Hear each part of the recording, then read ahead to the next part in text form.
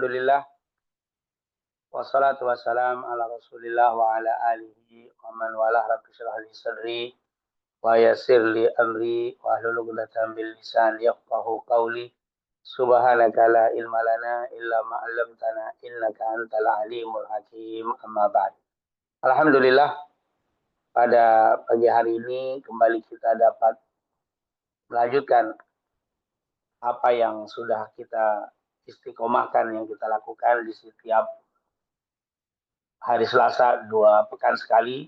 Kita membahas dan mempelajari syariat junjungan kita Nabi Muhammad SAW. Semoga apa yang kita lakukan ini mendapatkan keridhaan dan Allah Subhanahu wa Ta'ala. Amin. Pada pagi hari ini yang biasa rutin kita membahas tentang hadis-hadis Rasulullah SAW, tapi kesempatan pagi hari ini kita membahas tentang amalan yang istimewa di bulan Rajab. Tentunya kita sudah mengetahui bersama bahwa bulan Rajab merupakan salah satu bulan di antara bulan-bulan haram. Sebagaimana disebutkan dalam surat At-Taubah di ayat ke-36, Allah Subhanahu wa Ta'ala berfirman, "Inna iddatash syuhuri indallahi 12 syahran fi kitabillah yauma khalaqas samawati wal ard minha arba'atun hurum. Dzalikad dinul qayyim fala tadlimu fihinna anfusakum wa qatilul musyrikina kafatan kama yuqatilunakum kafah wa'lamu annallaha ma'al muttaqin." Bahwa di dalam surat Taubah ayat 36 ini dijelaskan di dalam satu tahun itu ada 12 bulan, dan di antara 12 bulan itu ada bulan yang disebut dengan bulan-bulan haram, yaitu yang berjumlah 4, minha arba'atun hurum.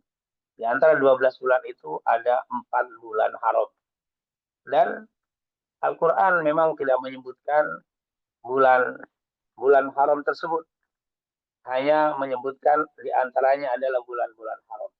Tetapi di dalam hadis riwayat Imam Al-Bukhari dan Muslim dari sahabat Nabi yang bernama Abu Bakar, Rasulullah SAW menyebutkan bahwa bulan-bulan haram itu adalah salah satu, yaitu 3 di antaranya adalah mutawaliyat, yang berurutan, yaitu Dzulqa'dah, Dzulhijjah, Muharram, dan Rajab. Rajab ini bulan haram yang terpisah.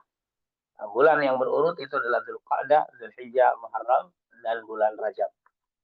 Dan berkaitan dengan bulan haram ini, para ulama sepakat mengatakan bahwa bulan yang termulia adalah bulan Ramadan, dan nomor 2, bulan yang termulia setelah bulan Ramadan adalah bulan 4 ini, Dzulqa'dah, Dzulhijjah, Muharram, dan Rajab.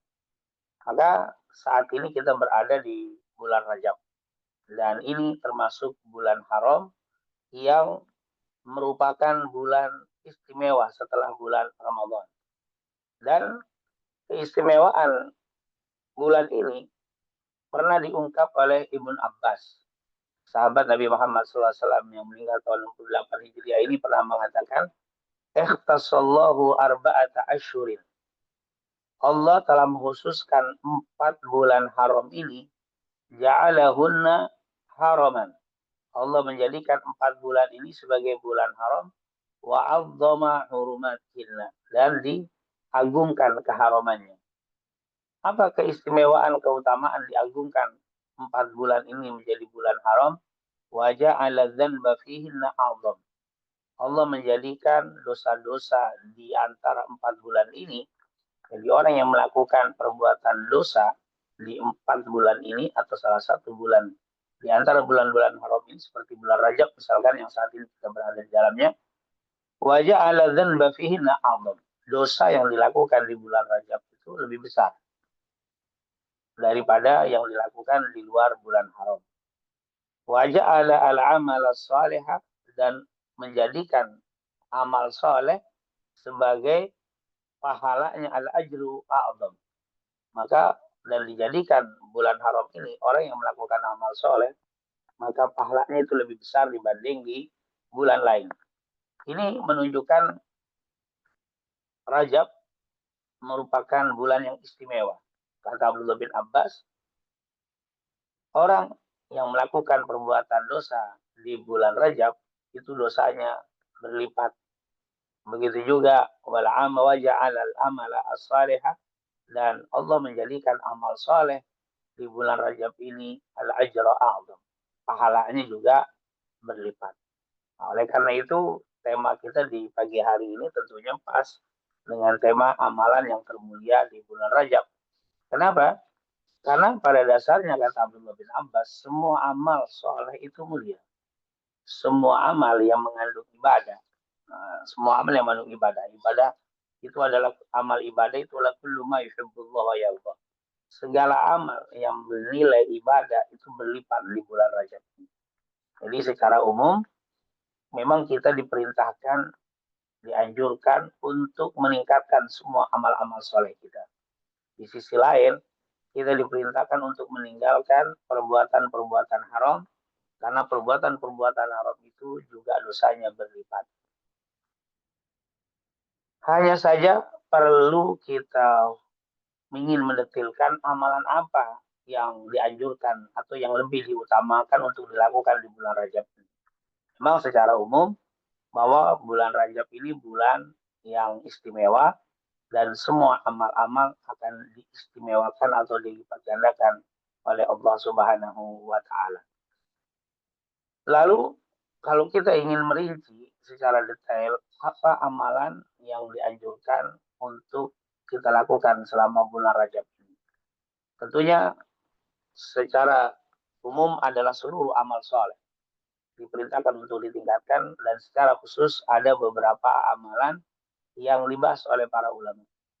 Yaitu kalau kita membaca penjelasan para ulama berkaitan dengan bulan Rajab ini, maka kita akan dapati yang banyak dibahas adalah yang pertama tentang puasa.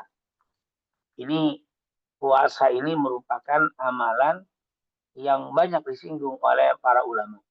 Walaupun tentunya kata para ulama tidak ada hadis secara khusus seperti yang dikatakan oleh Al-Imam Ibnu Qayyim yang meninggal pada tahun 748 itu mengatakan kullu haditsin fi dzikri saumi rajaba, semua hadis yang menyebutkan tentang puasa di bulan Rajab merupakan kadzibun muftara, merupakan hadis yang dusta atau hadis yang batil atau hadis yang lemah. Artinya kata Ibnu Qayyim tidak ada hadis yang sahih secara khusus menyebutkan keutamaan daripada puasa di bulan Rajab.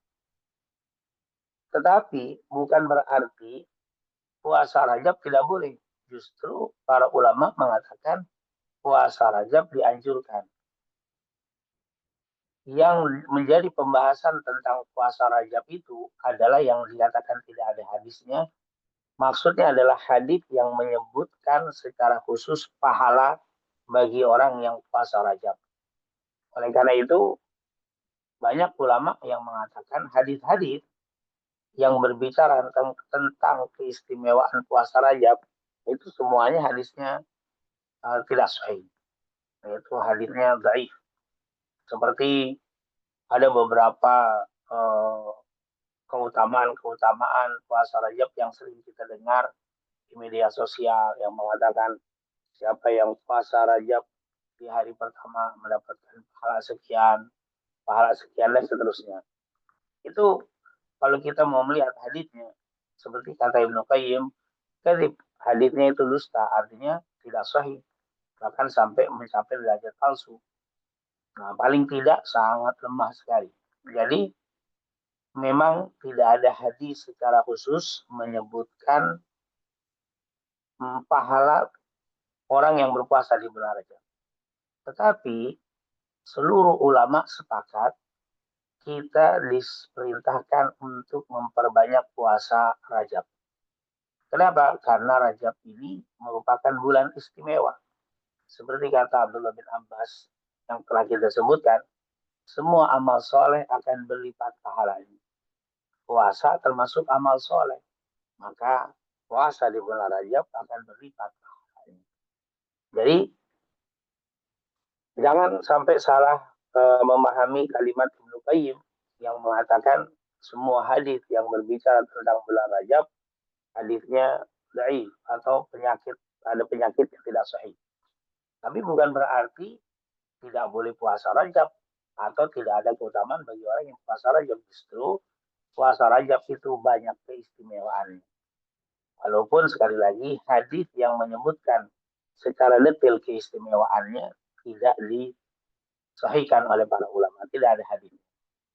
Apa sih misalkan dalil kita untuk memperbanyak puasa Rajab? Ini amalan yang utama yang dianjurkan untuk banyak kita lakukan selama bulan Rajab.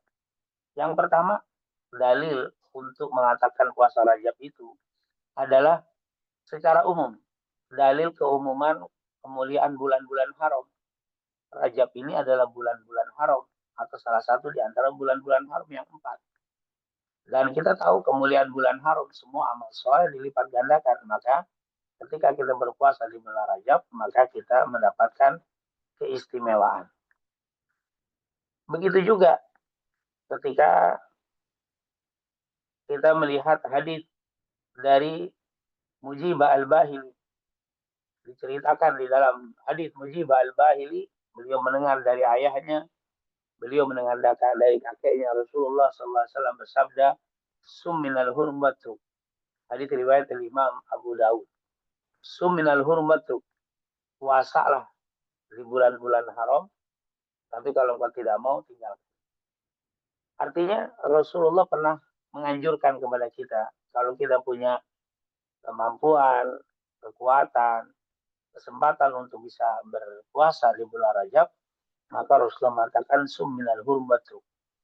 Puasalah di bulan-bulan haram dan tinggalkan. Nah, ini menunjukkan bahwa puasa di bulan Rajab merupakan amalan yang diperintahkan oleh Nabi kita Nabi Muhammad Sallallahu Alaihi Wasallam. Begitu juga pernah disampaikan oleh Urwah kepada Ibnu Umar. Beliau pernah bertanya Urwah kepada Abdullah bin Umar, hal kana Rasulullah sallallahu alaihi wasallam yasumu fi Rajab? Qala na'am wa yusharrifu. Hadis rawahu Abu Dawud dan Ibnu Majah. Dikatakan oleh Urwah, hal kana Rasulullah sallallahu alaihi wasallam yasumu fi Rajab? Apakah Rasulullah berpuasa di bulan Rajab? Beliau menjawab, na'am wa yusharrifu. Kata beliau, iya. Rasulullah berpuasa dan memuliakan puasa Rajab.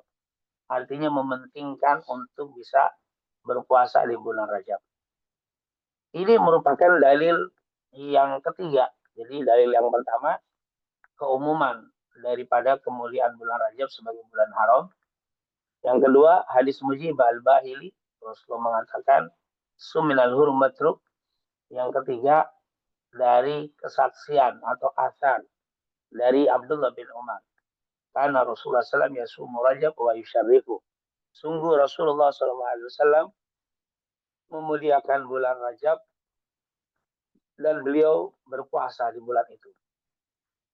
Yang keempat, yaitu berkata Ibnu Hakim, Sa'altu Sa'id ibn Jubair an siyami Rajab.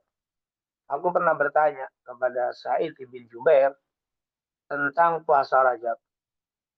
Maka beliau berkata, Sami itu Ibnu Abbas. Aku telah mendengar dari Ibnu Abbas. Beliau berkata, karena Rasulullah sallallahu alaihi wasallam yasumu hatta la nakul la yuftir, hatta nakula la yuftir.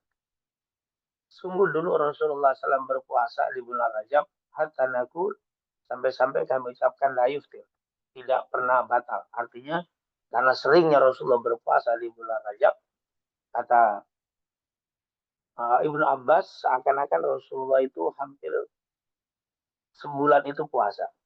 Itu hatta nakula, sampai kami mengatakan la yuftir, seakan-akan Rasulullah tidak pernah batal, tidak pernah tidak puasa. Tapi wakana dikatakan dan dia kadang-kadang yuftir, tidak puasa, hatta nakula la yasum, sampai-sampai kami katakan dia sepertinya tidak pernah puasa di bulan Rajab. Nah, jadi Rajab ini jelas dikatakan oleh Ibnu Abbas digunakan oleh Rasul untuk memperbanyak puasa sunnah, yaitu puasa di bulan Rajab.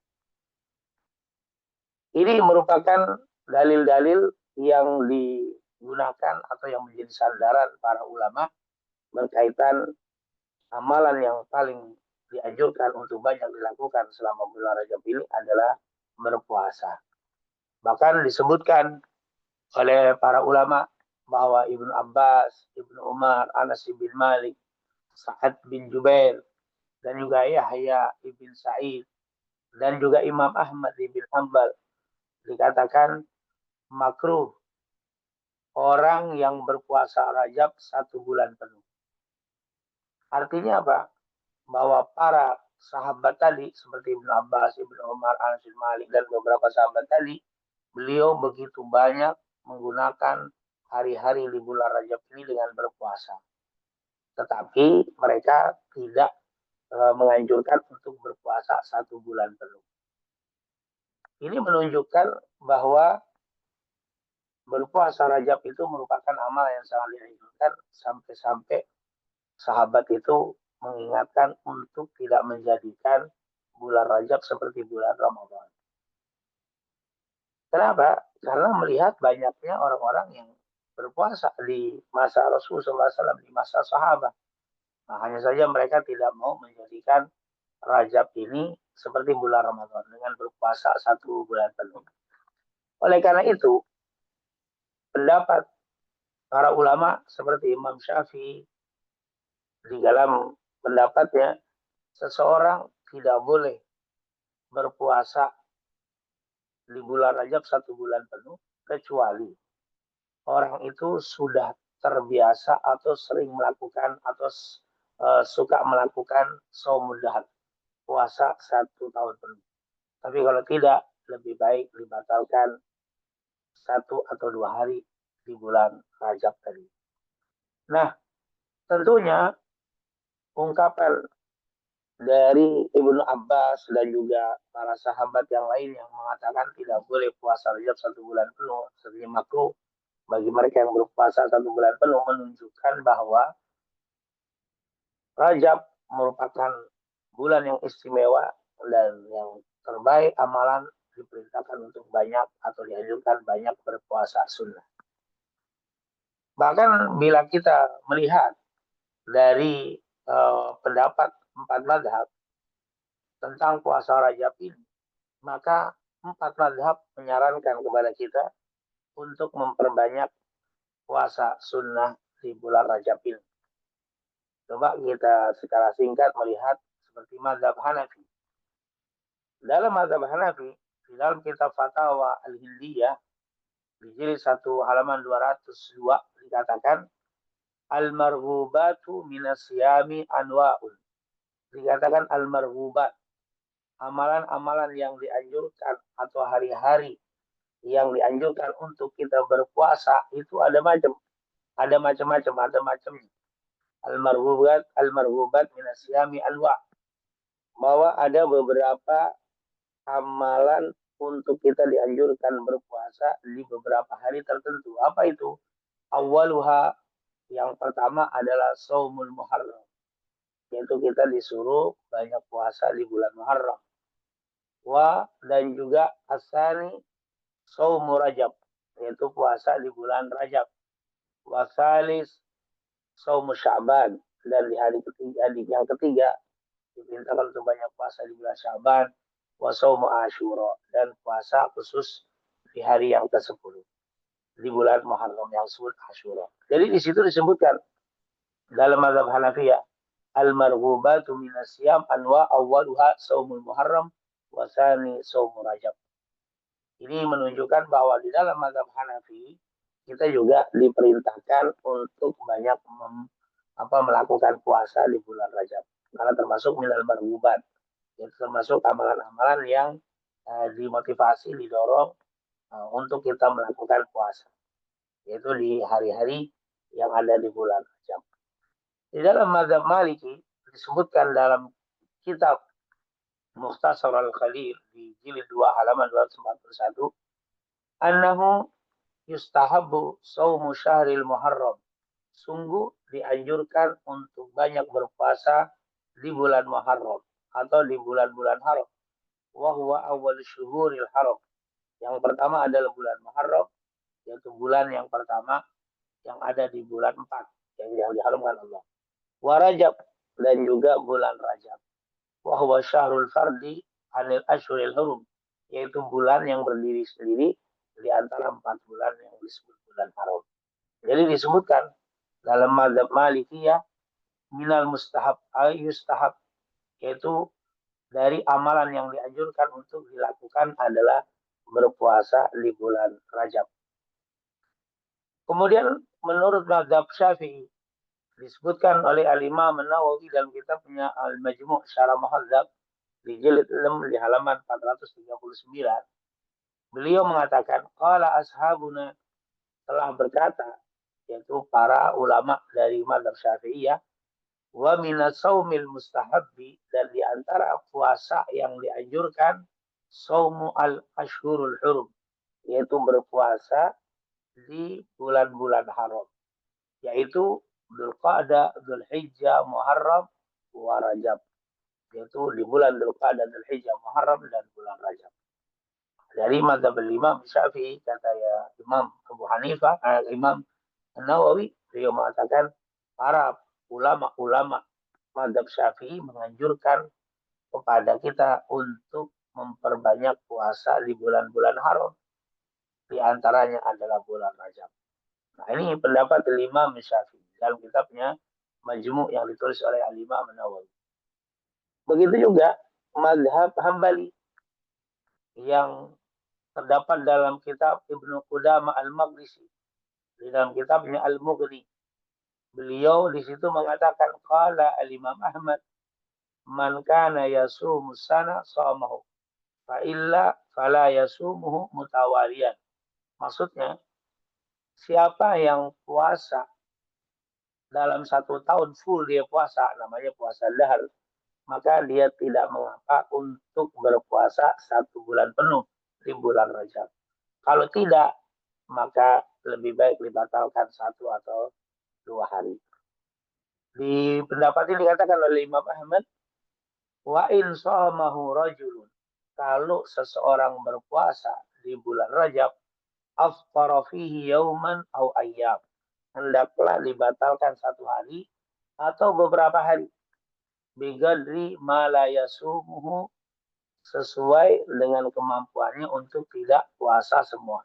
Artinya Imam Ahmad mengatakan dalam kitabnya Al-Mughni, Ibnu Qudamah menjelaskan, dianjurkan untuk banyak puasa di bulan Rajab, tetapi tidak menjadikan 1 bulan penuh seperti bulan Ramadan, kecuali orang itu biasa puasa sepanjang tahun, maka tidak mengapa untuk puasa Rajab 1 bulan penuh. Bila tidak, maka tidak dianjurkan untuk puasa 1 bulan penuh. Dari penjelasan ini, maka jelaslah bahwa bulan Rajab, amalan yang dianjurkan untuk banyak kita lakukan secara umum adalah memperbanyak amal-amal soleh. Yang kedua, secara khusus, apa saja? Yaitu berpuasa. Nah, puasa ini telah disepakati oleh 4 mazhab bahwa dianjurkan untuk memperbanyak puasa di bulan Rajab. Dianjurkan untuk memperbanyak puasa di bulan Rajab. Walaupun hadis secara khusus yang menyebutkan keistimewaan bulan Rajab itu puasanya secara detail, pahalanya sekian-sekian, tidak ada yang sahih, tetapi bukan berarti tidak dianjurkan, malah sangat-sangat dianjurkan untuk banyak berpuasa di bulan Rajab. Inilah tentunya amalan yang pertama yang lebih banyak ditekankan oleh para ulama untuk kita lakukan selama bulan Rajab. Yang kedua, tentunya adalah bersedekah. Kita tahu bersedekah ini pahalanya luar biasa, yang begitu banyak, sampai-sampai apabila ada orang yang sudah meninggal dunia, lalu diberikan hidup sesaat, tidak ada yang dilakukan kecuali yang pertama dia akan bersedekah. Mereka mengatakan, Rabbi, laula akhartani ila ajalin qaribin fa as-saddaqa wa akum min as-salihin. Ya Allah, tolong tunda kematianku walaupun sebentar saja. Saya aku akan bersedekah dan aku akan menjadi orang yang soleh. Lihat bagaimana keistimewaan bersedekah. Tentang sedekah ini bisa dikias dari yang namanya farah. Yaitu farah itu adalah sembelihan yang dilakukan di bulan Rajab.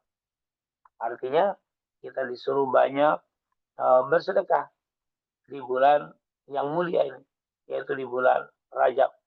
Karena semua amal yang dijelaskan oleh para ulama, amal soleh itu akan berlipat pahalanya sebagaimana dosa itu akan berlipat ketika dilakukan di bulan Rajab ini. Itu kemudian selain kita berpuasa, kemudian kita juga bersedekah. Yang ketiga adalah beristighfar kepada Allah Subhanahu wa taala. Yaitu banyak memohon ampun kepada Allah. Dan kita sudah tahu begitu sering kita dengar bagaimana keistimewaan istighfar. Maka Nabi kita Nabi Muhammad SAW dalam satu harinya tidak pernah kurang beristighfar sampai 70 kali. Walladzi nafsu Muhammadin biyadih inni la astaghfirullah fil yaum 70 marrah wa fil riwayah 100 marrah. Demi jiwaku yang berada di tangannya, kata Rasulullah SAW, aku tidak pernah kurang dalam satu hari itu istighfar sampai 70 kali, bahkan sampai 100 kali.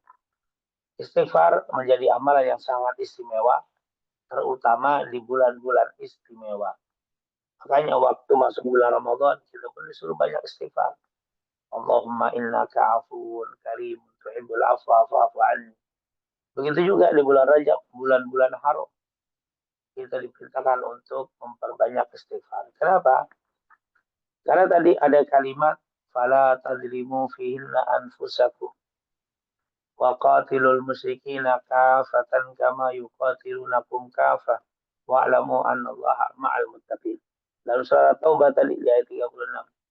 Fala tadlimu fihinna anfusakum. Janganlah kalian melakukan kezaliman di bulan itu. Kita tahu bahwa kita ini banyak melakukan dosa, banyak melakukan kemaksiatan. Maka di bulan Rajab ini adalah bulan istighfar. Bulan membersihkan dosa-dosa kita. Oleh karena itu, para ulama sudah mengatakan Rajab syahrul zar'in, Ramadan Sya'ban syahrul sakin, wa Ramadan syahrul hasadin. Mereka mengatakan Rajab adalah bulan penanaman, Sya'ban adalah bulan penyiraman, dan Ramadan adalah bulan panen. Bulan panen.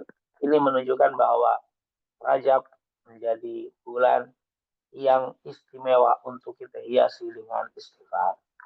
Oleh karena itu banyak para ulama yang membuat bahkan istighfar Rajab, istighfar yang dianjurkan dibaca di bulan Rajab. Bagaimana? Boleh apa tidak? Boleh saja. Yang penting memintanya kepada Allah sesuai dengan yang diajarkan oleh Allah. Walaupun istighfar itu tidak dicontohkan, misalkan kita membaca istighfar yang dicontohkan banyak, seperti Sayyidul Istighfar yang dicontohkan oleh Rasul dalam Sahih Bukhari. Allahumma anta rabbi la ilaha illa anta khalaqtani, dan seterusnya. Itu adalah Sayyidul Istighfar, sangat bagus untuk banyak dibaca di bulan Rajab.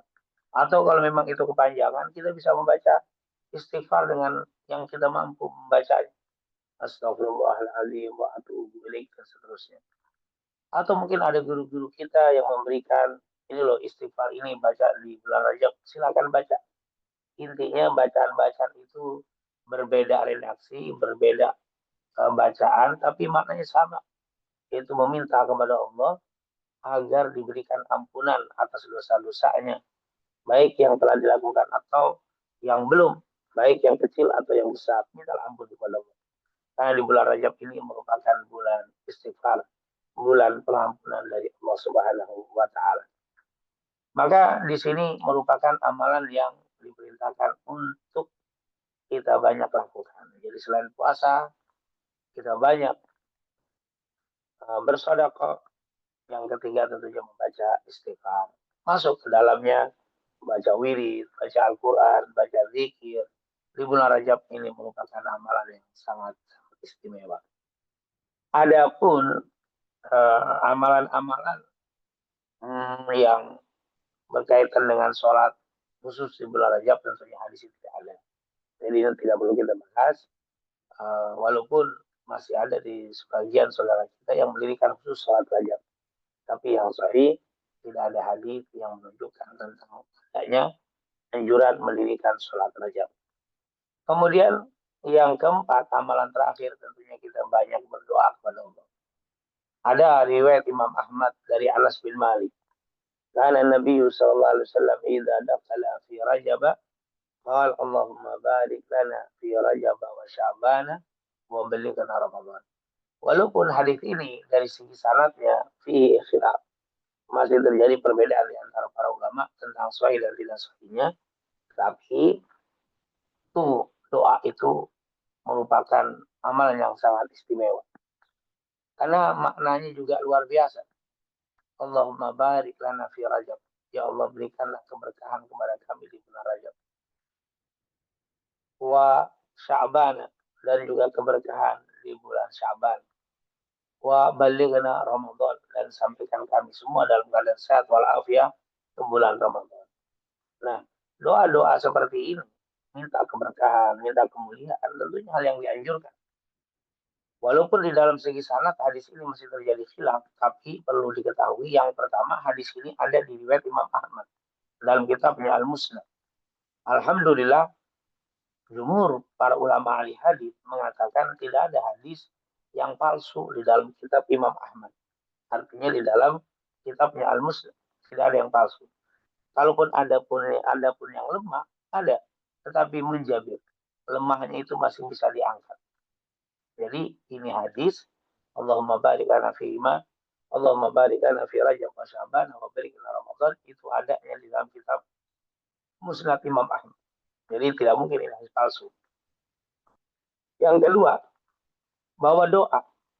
Doa ini memang yang terbaik kita mengambil dari Al-Quran. Atau kita ambil dari hadis Rasulullah SAW. Atau kita ngambil dari para ulama. Bahkan kalau kita tidak bisa, kita boleh mengarang sendiri doa. Doa kita karang saja bagus. Kalau memang isinya bagus, kita minta kepada Allah, kenapa tidak? Banyak dulu para sahabat yang berdoa dengan mengarang. Kayak itu lafaz itu dia karang sendiri. Dia karang, dia seperti Abdullah bin Mas'ud pernah berdoa, Allahumma inni as'aluka imanan la yartad wa na'iman la yanfad wa murafaqatan nabiyyika Muhammad sallallahu alaihi wasallam fi a'la jinanil khuld. Itu adalah karangan Abdullah bin Mas'ud yang berdoa, Allahumma inna nas'aluka imanan la yartad. Ya Allah, aku mohon kepadamu keimanan yang tidak berakhir dengan kemurtatan. Wa na'iman la yanfad, dan kenikmatan yang tidak engkau cabut. Wa murafaqatan nabiyyika Muhammad fi a'la jinanil khuld, dan menjadi pendamping nabimu nanti di surga yang kekal. Itu doa yang beliau karang. Dan banyak sekali para sahabat yang mengarang doa sendiri. Karena doa itu yang terbaik memang dari Quran dan hadis. Tapi tidak mengapa untuk kita karang. Yang penting isinya yaitu minta kepada Allah. Lafaznya juga tidak mengandung hal dilarang oleh Allah, dan isi juga tidak mengandung yang dilarang oleh Allah. Nah, ini menunjukkan bahwa doa Allahumma barik lana fi Rajab wa Sya'ban wa balighna Ramadan merupakan doa yang sangat luar biasa. Yang pertama, hadis ini bersumber yaitu dari Rasulullah SAW. Berarti termasuk deretan doa yang terbaik. Kalaupun seandainya mengatakan wah nisbat kepada nabinya tidak kuat, lemah, maka kita tahu, kata Imam Ahmad, di dalam sanad itu ada banyak ulama. Karena sebuah hadis itu tidak sampai nyambung kepada Nabi kecuali di bawahnya ada ulama-ulama perawi-perawi hadis yang menyampaikan hadis itu sampai ke Rasulullah SAW. Di situ ada Anas bin Malik, sebelum Anas bin Malik ada sahabat tabi'in, ada rawi-rawi hadis. Berarti seandainya itu hadis dhaif yang tidak layak kita amalkan karena sanadnya lemah, maka ketahuilah bahwa di dalam atau dianggap lemah karena marfu sama nyampainya ke Nabi, nyambungnya kepada Rasul masih diragukan, ketahuilah di dalam hadis itu banyak para ulama. Berarti kita berdoa dari kalimat-kalimat ulama dan juga kalimat sahabat Nabi Muhammad SAW. Seandainya rawinya juga palsu semua misalkan, tidak mungkin. Karena Imam Ahmad tidak pernah menuliskan hadis yang palsu. Yang kita anggap palsu. Semua palsu. Tapi ketahuilah, maknanya juga baik. Maknanya tidak bertentangan dengan syariat. Ya Allah, berikan kepadaku keberkahan di bulan Rajab. Dan juga keberkahan nanti setelah bulan Rajab di bulan Sya'ban. Dan berikan sehat walafiat bisa ketemu dengan bulan Ramadan. Tidak ada pertentangan. Seandainya ini hadis, bukan hadis, tidak dinisbatkan kepada Rasul, tidak dinisbatkan kepada sahabat dan para ulama, hanya karangan sendiri, boleh-boleh saja. Apalagi ada penisbatan kepada Rasulullah dari Anas bin Malik melalui jalur sanad Imam Ahmad yang dituliskan di dalam kitabnya Al-Musnad.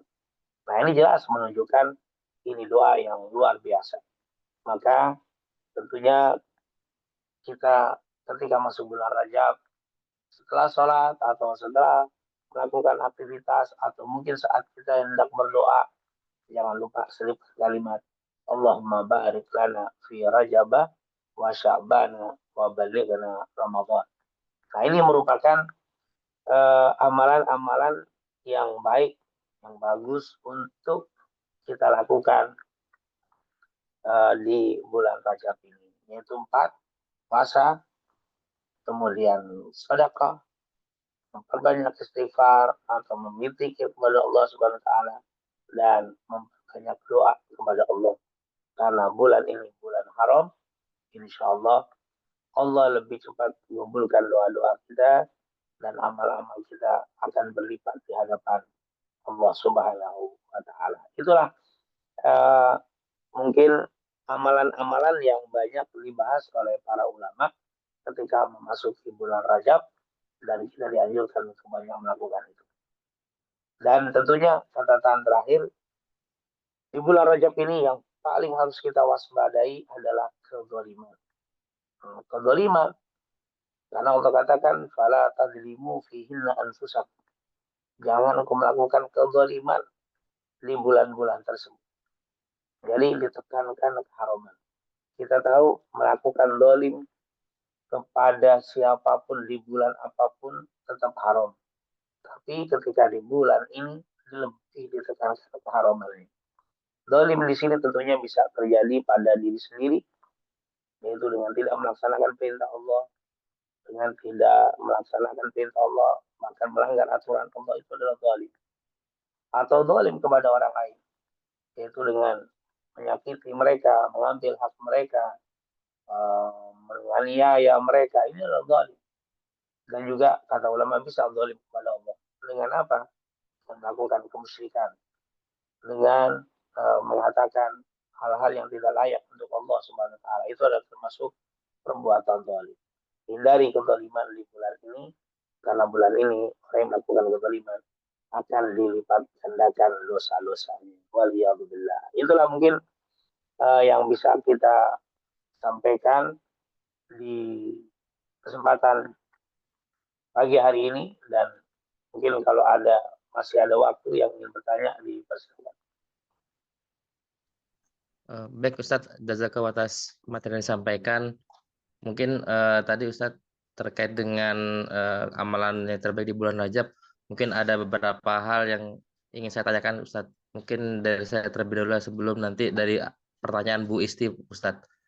Mungkin dari saya izin Ustadz bertanya terkait tadi sama oleh Ustadz bahwa kezaliman itu mungkin yang harus kita perhatikan di bulan haram atau di bulan Rajab, bahwa kita harus benar-benar meninggalkan hal tersebut meskipun di bulan-bulan lain juga tidak diperkenankan untuk melakukan kezaliman. Apakah artinya ketika kita melakukan kezaliman di bulan Rajab tersebut nanti dosanya juga akan berlipat ganda Ustadz? Itu mungkin yang pertama. Kemudian yang kedua terkait dengan kezaliman Ustadz, karena mungkin ada beberapa orang ya, sebagian orang yang mungkin dia tidak sadar Ustadz melakukan sesuatu atau membuat sebuah kebijakan yang sebenarnya di beberapa orang atau sebagian orang itu termasuk hal yang zolim, Ustaz. Karena mungkin sifat kebijakannya umum, tapi mungkin di beberapa orang itu tidak masalah, tapi di beberapa orang itu termasuk zolim gitu, karena kondisinya berbeda-beda, Ustaz. Bagaimana dengan hukum tersebut, Ustaz? Jadi seseorang atau yang sebagian orang yang melakukan kebijakan, tapi dia kebijakan itu berdampak ke sebagian orang termasuk hal kezaliman, Ustaz. Itu mungkin yang kedua, Ustaz. Terus yang dari Bu Isti, Ustaz ada pertanyaan. Assalamualaikum Ustaz, mana lebih utama doa karangan sendiri karena paham artinya dengan bahasa Indonesia dibandingkan dengan doa bahasa Arab yang tidak dipahami, Ustaz? Mungkin Ustaz, itu pertanyaan dari kami, Ustaz. Tafadhol Ustaz. Iya, yang pertama tentunya untuk pertanyaan terakhir yang dari akhir, bahwa doa lebih afdol mana dengan membaca doa dari Quran atau dari hadis tapi kita tidak pahami dengan doa yang kita pahami. Tentunya para ulama menganjurkan kalau memang kita bisa memahami dan bisa kita lihat terjemahannya walaupun singkat atau paling tidak maksud dari doa tersebut, tentunya dari Quran dan hadis sepakat lebih bagus. Kalau memang kita bisa walaupun tidak memahami perkata, tapi kita bisa memahami maksud dari doa itu sebenarnya sudah cukup. Misalkan kita baca Rabbana la tu'akhidna in nasina wa ta'ala Rabbana wa la kita tidak tahu perkata, tapi maksudnya ini minta kepada Allah untuk tidak diberikan beban yang kita tidak mampu dan seterusnya. Nah itu lebih afdol. Jadi usahakan kalau bisa semaksimal mungkin ngambil dari doa-doa dari Quran dan hadis dan kita memahami maksudnya itu sudah cukup, itu lebih baik. Tapi kalau memang kita di kondisi tertentu kita mendapati kondisi tertentu perlu kita berdoa. Sementara kita tidak tahu doa mana yang bisa kita ambil dari Quran dan hadis, maka di saat itu kita berdoa dengan bahasa kita sendiri yang kita pahami itu tentunya lebih afdol daripada kita misalkan membaca doa apa saja yang kita hafal dan kita tidak tahu kena apa tidak di bab yang sedang kita hadapi. Maka lebih afdol, lebih bagus kita membaca doa dengan mengarang sendiri atau dengan bahasa kita sendiri. Yang penting kita tahu bahwa tujuan mintanya itu hanya kepada Allah dengan lafaz-lafaz yang sesuai dengan adab, dengan akhlak, dengan cara yang ditentukan dan dijelaskan oleh para ulama, maka kita kan tidak apa-apa. Dan itu lebih afdol tentunya dibanding ketika kita ada masalah tertentu kita tidak tahu baca doa apa, lalu apapun doa yang kita hafal kita baca. Nah, itu lebih bagus dengan doa yang sudah kita pahami dan kita sesuai dengan apa yang kita minta dengan bahasa itu. Nah, itu tentunya lebih afdol seperti itu dibanding misalkan kita mendapati misalkan anak kita sedang ada masalah, anak kita sedang ujian, terus kita mau doa, maka kita doakan secara umum baca doa apa saja yang kita hafal. Atau saya pilih ya Allah berikan kemudahan di dalam ujian anak saya bisa menjawab dengan baik dan seterusnya, diberikan ilmu yang manfaat misalkan. Maka itu lebih afdal daripada kita baca doa yang kita hafal, tapi tujuannya untuk anak biar dimudahkan ujiannya. Sementara saya sendiri nggak tahu itu yang kita doa itu ada nggak maknanya yang masuk ke situ. Nah, maka lebih baik kita dengan bahasa kita. Dengan bahasa kita minta. Atau masalah-masalah tertentu yang kasus-kasus yang tidak pernah mungkin di masa Nabi itu nggak terjadi. Ada saja. Misalkan kita sedang ada masalah dengan seseorang, yang orang ini misalkan sangat sulit masalah dengan orang ini, maka kita berdoa dengan bahasa gitu, ya Allah, saya menghadapi fulan bin fulan yang begitu keras begini, ya Allah, aku mohon kepadamu untuk dilembutkan hatinya. Itu lebih bagus. Kenapa? Karena kita waktu berdoa dengan kalimat yang kita mengerti dan tepat yang sedang kita hadapi, itu akan terasa lebih khusyuk, lebih konsen, dan doa yang lebih khusyuk itu tentunya akan lebih cepat diijabah oleh Allah Subhanahu wa taala dibanding saya baca Bismillahirrahmanirrahim alhamdulillah, tapi kita tidak ngena kemana ini doa karena kita belum tahu nih ada kena apa tidak nih doa yang kita hadapi dengan kalimat yang saya ucapkan. Tentunya di saat itu doa yang kita pahami dengan bahasa kita itu lebih afdol. Kecuali di tempat-tempat tertentu yang sudah dipelajari atau sudah dicontohkan oleh Nabi.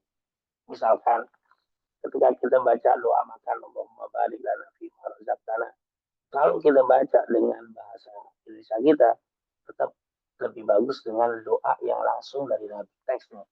Walaupun kita tidak pahami maknanya, tapi kata Rasul ini doa makan misalnya. Allahumma barik lana fima razaqtana wa qina adzabnar. Tapi kalau kita baca ya Allah berikan keberkahan kepada makanan ini, jauhkan aku dari neraka, ya maknanya hampir sama. Tapi yang lebih afdol ketika di waktu-waktu dan tempat-tempat tertentu yang biasa Rasulullah baca, maka itu yang lebih afdol. Kita bangun tidur, alhamdulillahilladzi ahyana ba'da ma amatana wa ilaihi nusyur.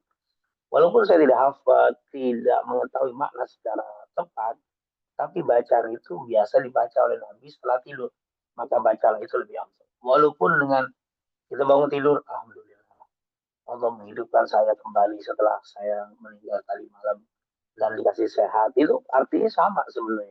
Tapi tidak untuk doa-doa di tempat-tempat tertentu yang sudah Nabi ajarkan dan kita tahu itu lebih afdol dengan bahasa doa Nabi.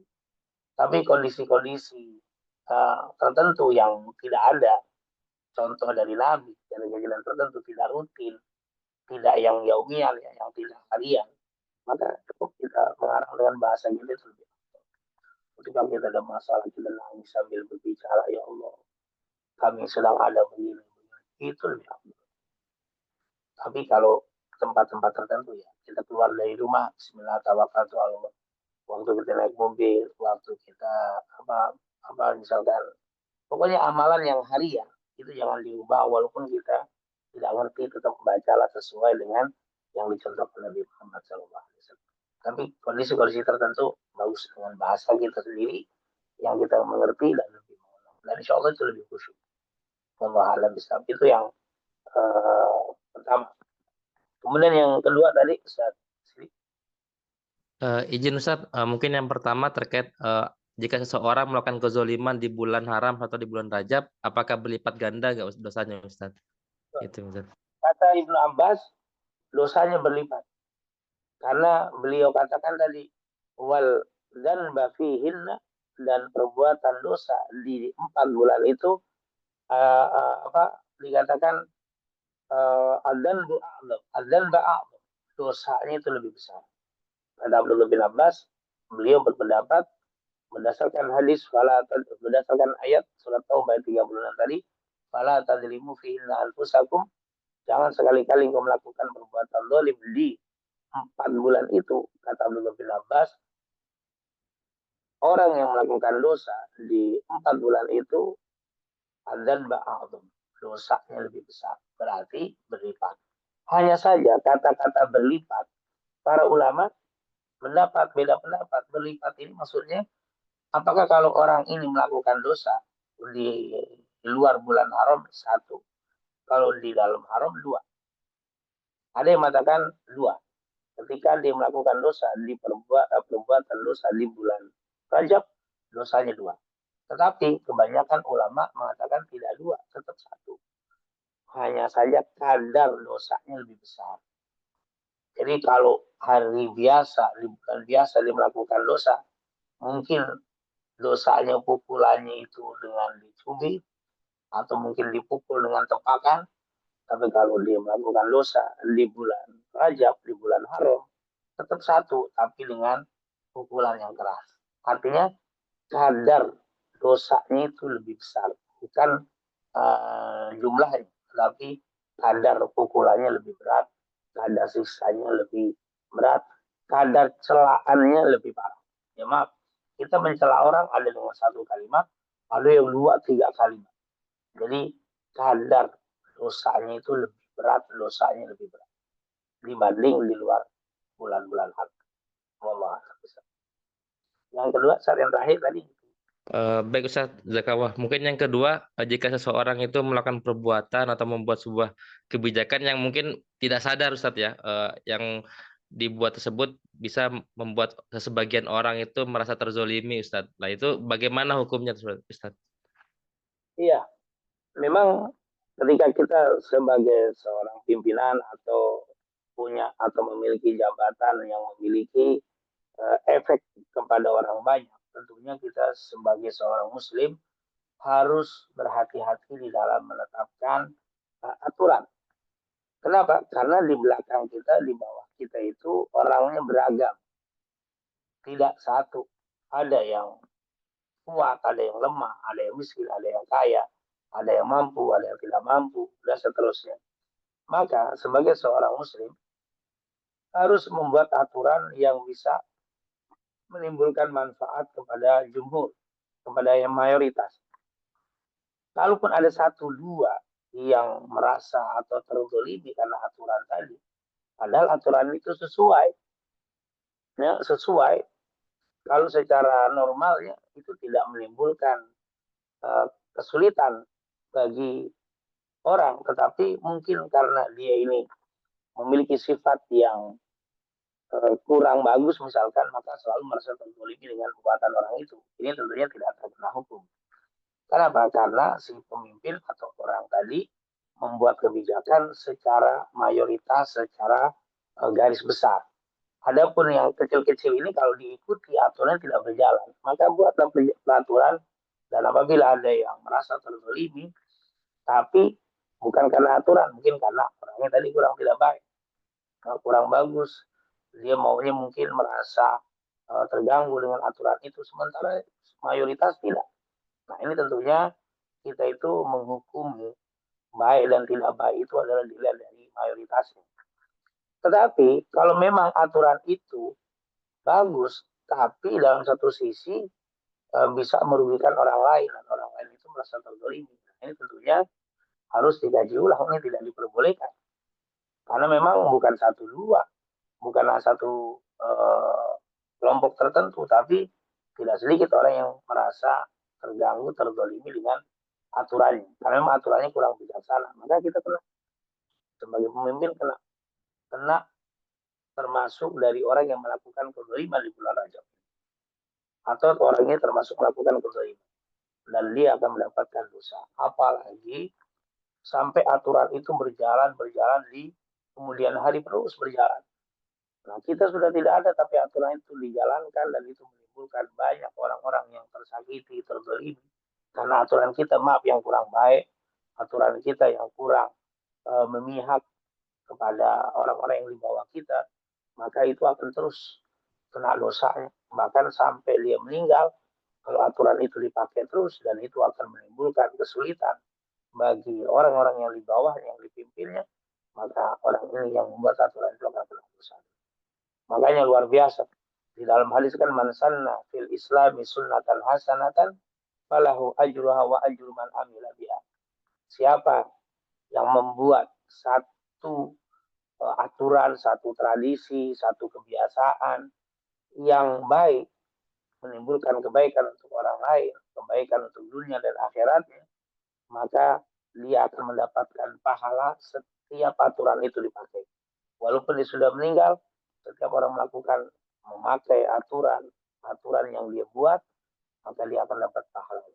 Tapi sebaliknya, man sanna sunnatan sayyi'atan, siapa yang membuat aturan-aturan yang tidak baik, aturan-aturan yang merugikan banyak orang, aturan-aturan yang memang eh, mungkin bagi orang-orang tertentu yang kaya mampu, yang miskin tidak mampu, akan melakukan hal-hal yang menimbulkan kezaliman kepada pihak-pihak tertentu, karena memang aturannya tidak bagus, tidak memihak kepada orang-orang yang dipimpin, terutama kaum lemah, misalkan mustadafin, orang yang lemah, maka setiap aturan itu digunakan, dia akan termasuk orang yang zalim, dan dia akan mendapatkan dosa walaupun dia sudah meninggal.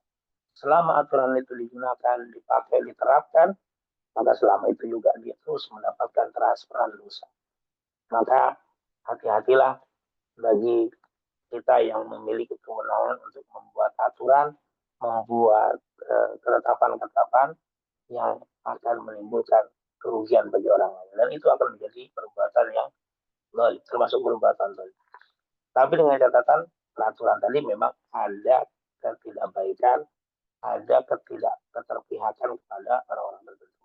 Tapi kalau kita sudah buat aturan yang baik, rapi, mayoritas semuanya cocok, satu dua ada, nah, itu tentunya. Kenapa dia tetap merasa terzalimi? Mungkin ada kebutuhan kepentingannya terhalangi dan seterusnya. Padahal aturan itu sudah baik, maka itu tidak pernah perbuatan yang boleh. Karena sehebat apapun mesti ada saja yang merasa terzalimi. Tapi merasa terzalimi kan berbeda dengan yang terzalimi.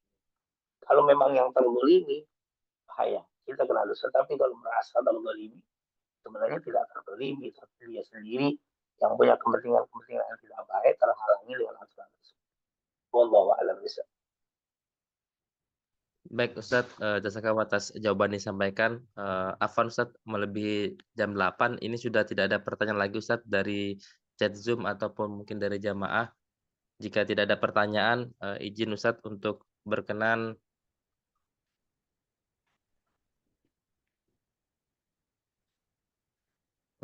menutup kajian ini dengan bacaan doa Ustadz. Tafadhol Ustadz.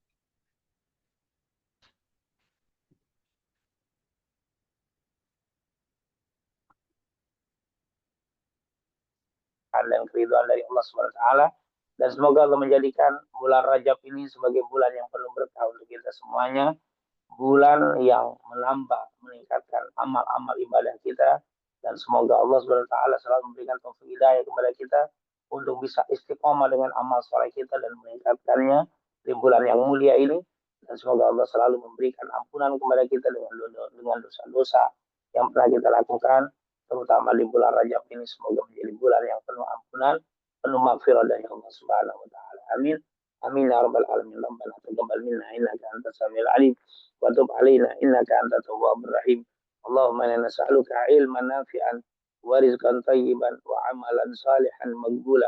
Allahumma inna na'udzubika min ilmin la yanfa' wa min qalbin la yakhsha wa min nafsin la tashba wa min du'ain la yusma. Allahumma barik lana fi Rajab wa Sya'ban وبلغنا رمضان وبلغنا رمضان وبلغنا رمضان.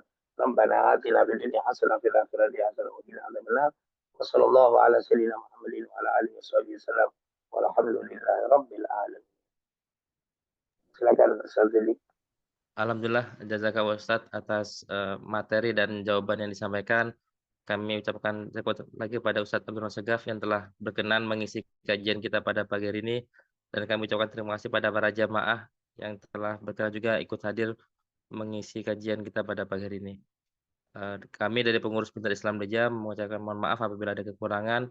Kita tutup dengan bacaan hamdalah, alhamdulillahirrahmanirrahim, dan doa kafaratul majelis. Subhanaka Allahumma bihamdika asyhadu an la ilaha illa anta astaghfiruka wa atubu ilaik. Kurang lebihnya mohon maaf. Wassalamualaikum warahmatullahi wabarakatuh. Warahmatullahi wabarakatuh. Mohon izin kami tutup pada pagi hari ini. Jazakallahu Ustadz.